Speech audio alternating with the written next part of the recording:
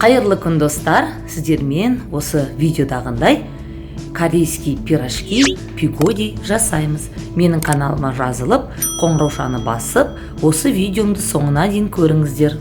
Алдымен бізге жылы сүт және жылы су қажет, тұз, шекер және де дрож қосып, қамыр илейміз.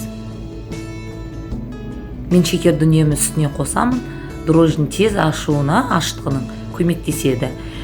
Дрож әбден ерігеннен кейін сұйық май қосамыз да, ұнды илектен өткізіп, жұмсақ, қолға кішкене жабысатын қамыр илейміз.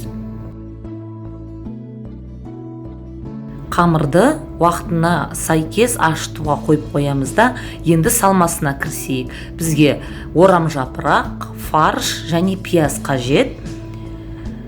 Бірінші пиязды қуырып аламыз, және де фаршты қосып қуырамыз.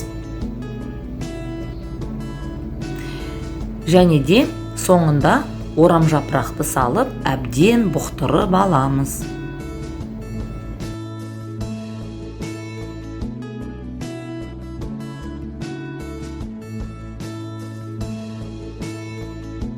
Салмасына қажетінше тұз, қара бұрыш, лавр жапырағын салуды ұмытпаңыздар. Қамырымыз ашыды. Енді пигодиді түйуге кірісейік.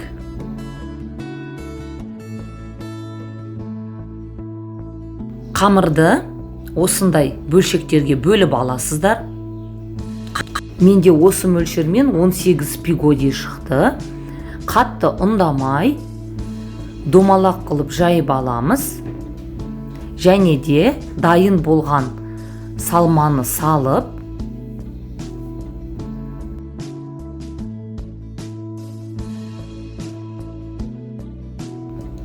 мен тура видеодағындай түйемін, біріне бірін жабыстырамын. Қамырларды бұл ашып, арасына қалауларыңызша кетчуп, майонез, салат салғанда ыңғайлы болады.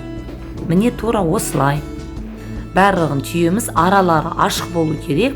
Міне осылай піскен кезде бір-біріне жабысып қалмас үшін.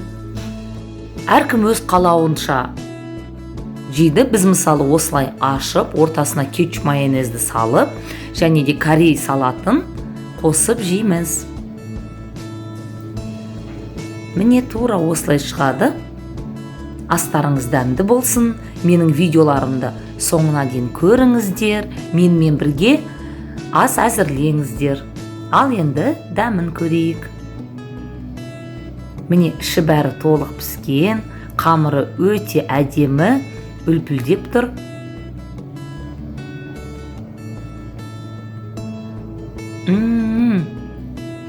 Достар, тура менің рецебім бойынша жасап көріңіздер.